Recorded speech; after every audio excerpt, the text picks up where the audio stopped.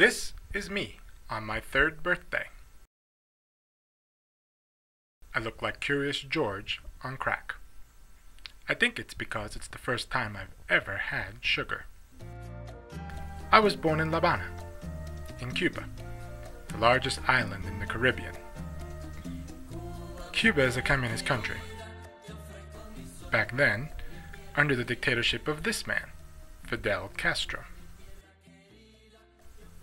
Castro was allied with the USSR and sent them all of Cuba's sugar. You can see the effect sugar had on their leader, Nikita Khrushchev. Ah yes, nothing like a birthday cake made with real sugar. I can only imagine what my first 2 birthday cakes were made of. Fortunately, I can't remember. And look, this is my first birthday present. I think it was my only birthday present that year. Oh yes, I did need assistance unwrapping my present.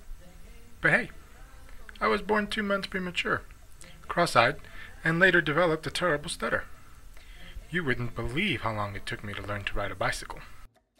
My present is a magic box in constant motion, like me. This is my sister. She was plump while everyone else was starving, and then slimmed down when the rest of us grew fat. Mary, quite contrary. She learned to ride a bicycle in a matter of hours. Here you see my aunt cleaning her kitchen, which was already spotless. Obsessive-compulsive disorder, anyone? You can always tell when you're in a Cuban home. We like to shrink-wrap the furniture, we're partial to the color red, and no matter how tacky, the whole place will be spotless. I think OCD runs in Cuban families. It gives us energy, feeds our passions. It's very hard to find a lazy Cuban. Of course, drinking endless cups of concentrated caffeine may have something to do with it as well. Notice how steady the camera is now that it's coffee time.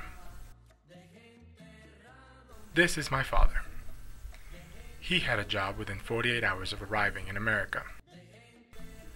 Here he is on the day he married my mom. Our arrival in the U.S. made the Spanish language newspapers. My father had a few choice words to say about how Castro was running Cuba into the ground. My father died of cancer in 1996, at the age of 75. This is my mother.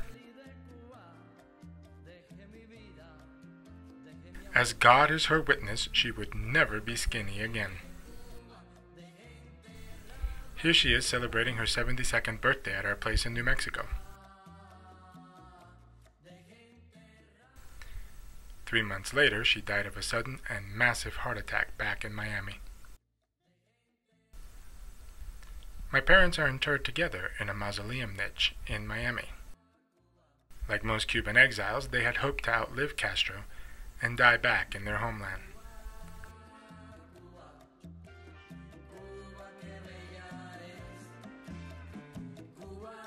Someday, I will take them back to Cuba and bury them in their native soil.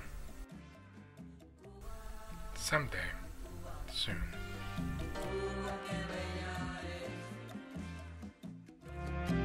Cuando salí de Cuba, dejé mi vida, dejé mi amor.